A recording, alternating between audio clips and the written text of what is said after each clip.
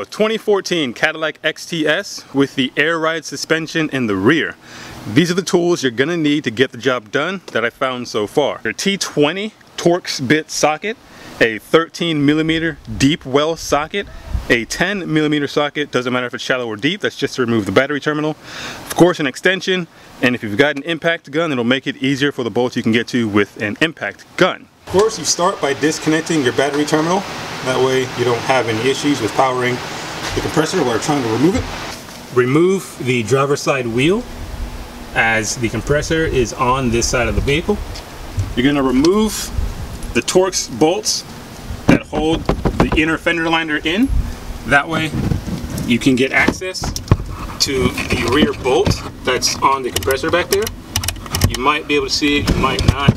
Basically, there's a bolt that's right here where my finger is.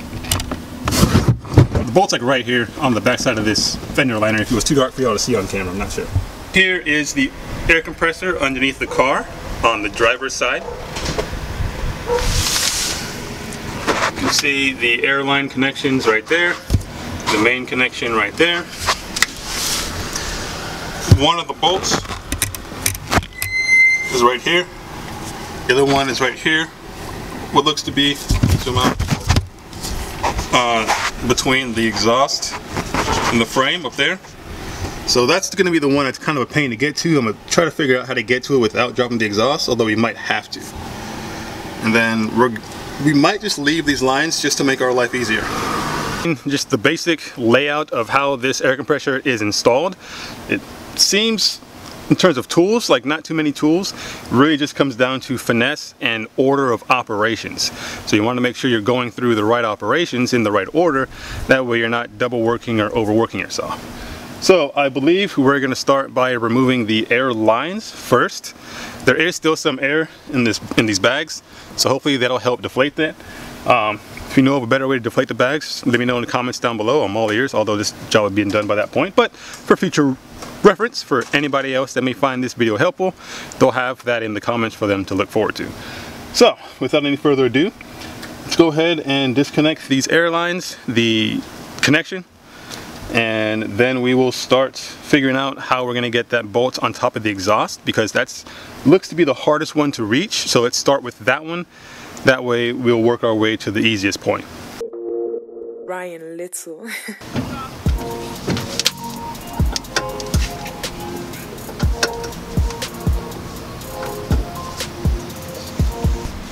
Alright, the lines are off.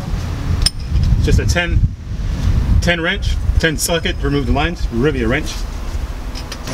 Alright, so there are the lines. I just disconnected with that 10 socket. They come out of here. Move these up out of the way for now. I'm going to try to just reuse these lines. It didn't seem like it was leaking. As you can see, these bags were fully inflated when I started the job. So I'm going to take that as a sign that these lines are okay. And we're going to tuck them out of the way. We're going to get this sensor off, and then we can move forward with disconnecting the mounting points for the compressor itself.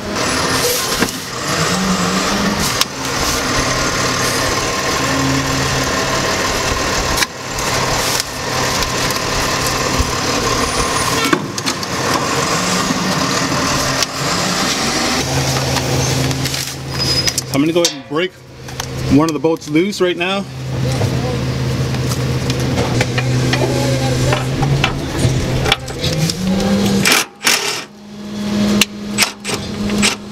Alright, that's broken loose.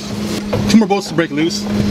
One is not too hard to get to, but one is kind of a pain in the butt because it's right here above this muffler. So we got to find a way to work around that. Alright, I moved the fender liner out of the way. This is that bolt on top, and there's one more bolt on the inside. It's like right there above the exhaust. I'm gonna go ahead and break this one loose just so I know it's loose, and then we're gonna fight our way to get that one bolt. We get all three of those bolts out, this thing should just drop right out. Alright, that's broken loose. I want to give you guys an update. I think I figured out how to get that bolt on top of the muffler off, or at least broken loose, without dropping the muffler. It's kind of hard to film, so hopefully you can see what my arm is doing here. So I have a wrench, a ratcheting wrench. Now if you have a gear wrench with a swivel head, like a 90-degree bendable head, that will work in your favor for this particular maneuver. So you just reach around, reach around, up and over the exhaust. You can look between the crack here, find the stud, get it on, and you can turn it. See that? So that's how I broke it loose. I'm gonna go ahead and run the bolt off with my hand, and then we'll fight to get it back on when that time comes. Success. So the bolt is off. It's kind of stuck right there right now, but it's off. So we can go ahead and break the other bolt loose, and we should be in business. The bolt's right there.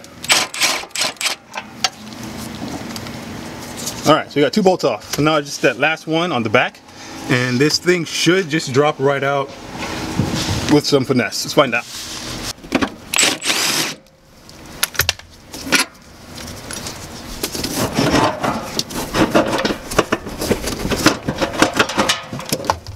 There's that bolt. So I think it's hung up on the exhaust actually. Yeah, it is. Alright, so we'll move you guys out of the way and we're gonna wrestle this thing out together.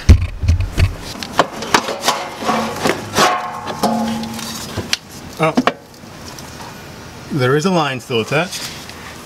Whoops.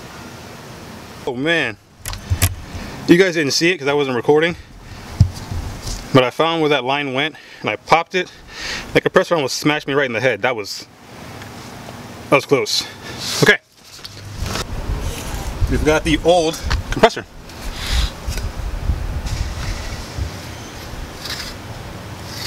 All right, let's get the new one in. Here we'll do a side by side. All right, you probably can't see me, that's fine. New compressor, old compressor. They look pretty much the same, except one's covered in rust and corrosion and dirt, and this one's brand new. So we're gonna go ahead and put in the new one, get everything wired back up and plugged back in, and we should be in business.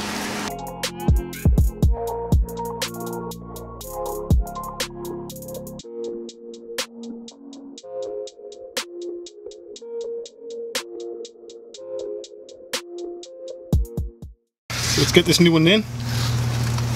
And I believe I just gotta snake it.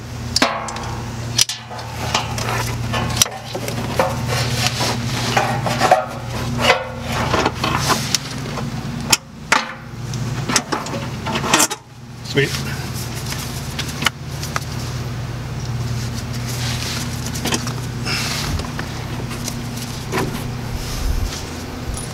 This is where that finesse comes into play. If I had a third hand or helper, I'd say put the bolt in right there. But, oh, come on!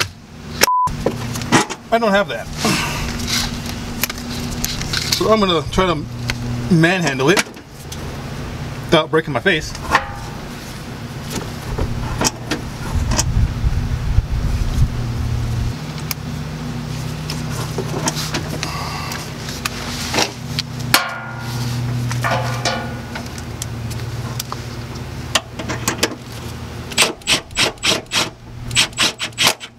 Alright,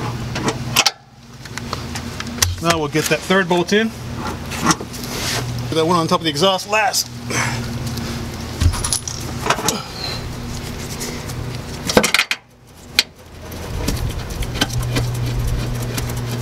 Whew.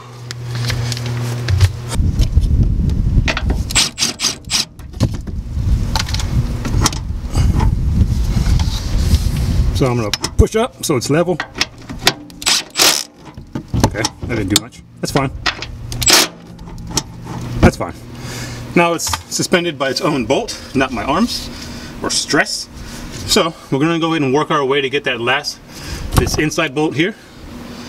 Once that's in, we'll tighten that one down first, tighten this one down, then come into this one, and then we'll worry about routing the lines.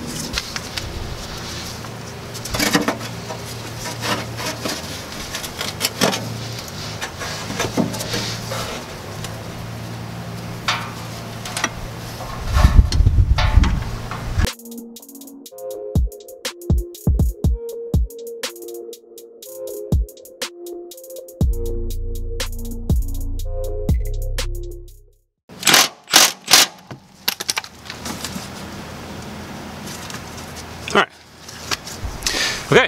So that pretty much sums up how to replace the air compressor on a 2014 and similar generation Cadillac XTS.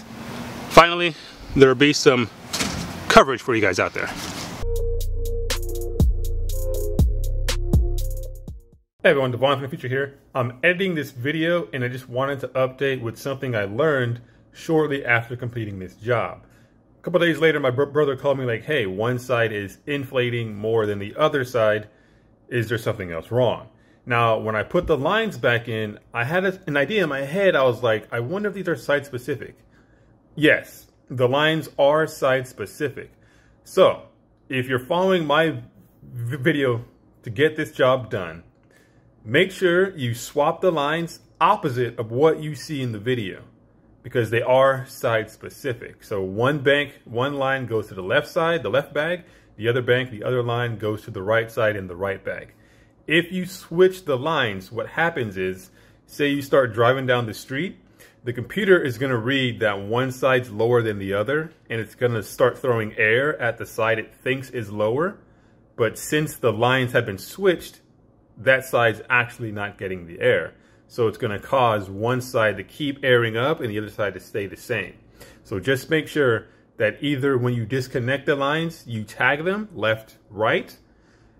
That would be the best way to go about doing this job. So I just wanted to add that in there as I learned after the fact.